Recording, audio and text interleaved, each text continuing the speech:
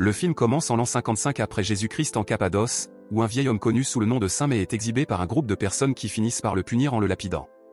Alors que Maïa devient impuissant et incapable de bouger, un homme s'avance, ramasse une grosse pierre et le frappe à la tête jusqu'à ce que le saint meure. Des siècles plus tard, en l'an 129, le christianisme est devenu la religion dominante à travers l'Europe, et les croisades sont en cours pour reprendre la ville de Jérusalem. Au même moment, les Normands, fidèles au roi John d'Angleterre, mènent une conquête de l'Irlande. Au cœur de l'intérieur reculé de l'Irlande se trouve un petit monastère qui garde une relique sacrée et puissante. L'histoire se déplace ensuite vers le présent, où l'on découvre un jeune moine nommé Diarmuid ainsi qu'un homme mystérieux, retrouvé autrefois échoué sur une plage et resté muet depuis, car il n'a jamais prononcé un mot depuis sa découverte.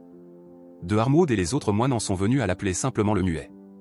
Avec le temps, il est devenu non seulement l'ami de confiance de Darm, mais aussi le protecteur silencieux du monastère. Un jour, alors que Darm et le muet se trouvent sur une colline non loin du monastère, il remarque 3 cavaliers qui approchent. Réagissant rapidement, Diarmuid dévale la colline pour avertir les autres moines que des chevaliers sont arrivés. Le groupe est mené par un moine cistercien français nommé frère Giralda, qui obtient une audience auprès de l'abbé et explique qu'il a été envoyé comme émissaire du pape Innocent III à Rome. Sa mission est de transporter la sainte relique conservée au monastère jusqu'au cœur de l'église. En entendant cela, l'abbé accepte, reconnaissant le pouvoir légendaire de la relique, dont on dit qu'elle détruit les incroyants et déchaîne la colère divine sur les ennemis de Dieu, assurant ainsi la victoire lors des croisades.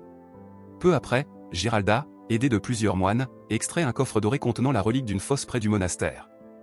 L'abbé assigne alors 5 moines au Diarmide, le muet, Kiran, Cathol et Ruao pour accompagner Giralda dans ce voyage sacré vers Rome.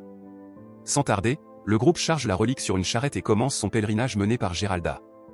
Alors qu'il traverse de vastes prairies, de sombres nuages s'accumulent et le ciel devient menaçant.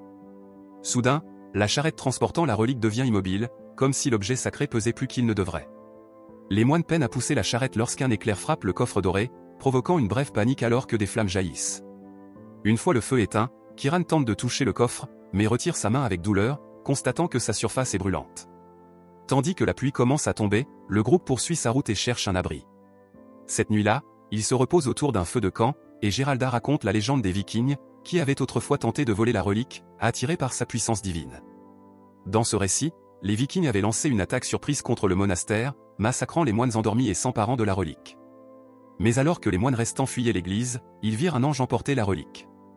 Peu après, une violente tempête entraîna tous les navires vikings dans la mer. Quand la tempête se dissipa, les moines découvrirent 3 cadavres vikings, leurs corps carbonisés, car seuls ceux qui avaient le cœur pur pouvaient toucher la relique. En entendant cela, Kiran songe à la brûlure sur sa main et commence à douter de la pureté de son propre cœur. Le lendemain matin, Diarmuid surprend accidentellement le muet en train de faire quelque chose d'inhabituel et remarque un grand tatouage en forme de croix sur son dos, partiellement dissimulé par des cicatrices. Au lever du soleil, Giralda conduit les moines plus loin et ils atteignent finalement une petite rivière. Assoiffé, Giralda s'avance vers l'eau pour boire, mais les moines l'avertissent que ces eaux seraient habitées par des créatures féeriques et imprégnées de magie dangereuse. Rejetant cela comme une simple superstition, Giralda purifie l'eau par une prière avant d'y boire. Leur voyage continue jusqu'à ce qu'ils entrent dans une forêt où ils rencontrent des soldats alliés aux Romains. Ayant appris la mission de Giralda, les soldats, menés par Raymond d'Urville, le fils d'un roi, acceptent de les escorter jusqu'au camp de son père, le roi baron de Merville. En chemin, ils tombent sur la carcasse d'un renard empalé sur un arbre marqué du symbole de la tribu Uamora, un peuple autrefois pieux qui s'était tourné vers l'idolâtrie après que leurs prières pour la victoire au combat furent restées sans réponse. Au même moment, les hommes de Raymond aperçoivent des voleurs de poissons de l'autre côté de la rivière et tirent des flèches, capturant l'un d'eux. Dans un acte brutal, ils lui tranchent la main. Au cours de cet affrontement, Raymond reconnaît le muet des croisades. Finalement, le groupe atteint le camp royal et rencontre le baron, connu pour son inébranlable dévotion à Dieu. Intrigué par la relique, le baron demande à la voir, et Giralda accepte. En ouvrant le coffre doré, il découvre une simple pierre, la même utilisée des milliers d'années auparavant pour tuer Saint Maïa. Le lendemain, Giralda et ses compagnons reprennent leur voyage, escortés par les soldats de Raymond. Cependant, lorsqu'ils atteignent la rive, ils constatent que le pont a été détruit par des membres de la tribu Uamorta. Raymond et certains de ses hommes partent poursuivre les coupables tandis que Giralda et les autres s'aventurent dans la forêt, désormais en territoire hostile. Soudain, ils tombent dans une embuscade de la tribu. Dans le chaos qui s'ensuit, les gardes de Raymond sont décimés par des flèches et des coups d'épée. Le muet s'empare d'une arme et défend férocement le groupe, allant jusqu'à tuer brutalement un assaillant avec un bouclier. Sa fureur pousse les autres membres de la tribu à battre en retraite. Cependant, l'un d'eux parvient à voler la charrette transportant la relique après avoir assommé Kiran. Diarmuid se lance à sa poursuite, mais le muet, toujours consumé par la rage, attaque sans distinction jusqu'à ce qu'Armuid réussisse à le calmer.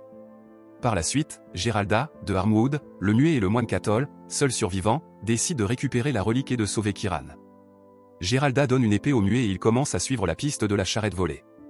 Finalement, il localise le village de Luae, voyant la supériorité numérique de l'ennemi, se cache et attend la nuit. À la tombée de la nuit, le groupe s'infiltre dans le camp pour trouver Kiran, qui est attaché. En les voyant, Kiran les avertit de partir, révélant qu'il avait jeté la relique avant d'être capturé. Soudain, ils doivent à nouveau se cacher lorsque Raymond et ses soldats arrivent pour rencontrer le chef de la tribu. Lors de la conversation, il est révélé que Raymond collaborait avec la tribu pour obtenir la relique. Il désire la pierre, tandis que la tribu convoite le coffre doré. Mais quand il l'ouvre, il est vide. Furieux, Raymond torture Kiran pour lui arracher l'emplacement de la relique. Kiran refuse de parler, ce qui pousse Raymond à le tuer brutalement en lui enfonçant une lame dans l'abdomen, répandant ses entrailles. Horrifiés par cette scène atroce, les compagnons s'enfuient et retournent sur le lieu de l'embuscade pour chercher la relique que Kiran avait jetée.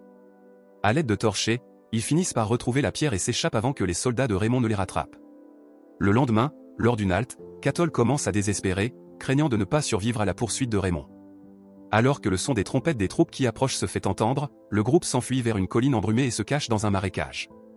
Bien que le terrain soit traître, ils avancent. À un moment, Raymond tente de provoquer Géralda en criant dans le brouillard, ce qui manque de révéler leur position. Cependant, Géralda déjoue l'embuscade et rejoint les autres. Dans un élan de désespoir, Diarmwood prend la relique et entre dans le marécage où, miraculeusement, il rencontre deux passeurs. Géralda les paie pour transporter le groupe en aval de la rivière, atteignant finalement la mer. Mais comme la marée est basse, ils doivent attendre la nuit pour partir. Malheureusement, les cavaliers de Raymond arrivent avant qu'ils ne puissent s'échapper. Dans un ultime acte de sacrifice, Géralda supplie le muet de retenir l'ennemi afin que les autres puissent fuir. Il lui promet que s'il réussit, ses péchés des croisades seront pardonnés. Cherchant la rédemption, le muet affronte Raymond et ses hommes seuls. Tandis que Géralda et les autres tentent de mettre le bateau à l'eau, les hommes de Raymond tirent des flèches, tuant l'un des passeurs. Sur la rive, le muet repousse les soldats de Raymond grâce à ses compétences de croisée. Finalement, Raymond lui-même intervient et, bien qu'il prenne l'avantage et blesse le muet, celui-ci riposte en mordant le cou de Raymond, entraînant la mort des deux hommes. Dans les derniers instants, Cathol meurt et tombe dans la mer. Géralda, comprenant que la relique n'apporte que violence, décide de noyer la pierre sacrée, mais dans le processus il sombre lui aussi au fond de l'océan. Par la suite, le passeur survivant demande à de Armwood où ils doivent aller, mais de Armwood reste silencieux. Ainsi le film prend fin. Derrière ce récit de déguisement, de trahison et de quête de vengeance, ce film nous rappelle que la véritable justice ne vient pas toujours de la loi, mais du courage d'un individu qui ose se lever et défendre ce qui est juste. Même dans un monde rempli de tromperie et de violence, quelqu'un qui reste fidèle à ses principes et prêt à prendre des risques pour protéger les innocents peut encore être une lumière dans les ténèbres. En fin de compte, la vérité trouve toujours son chemin, peu importe à quel point le parcours peut être dangereux.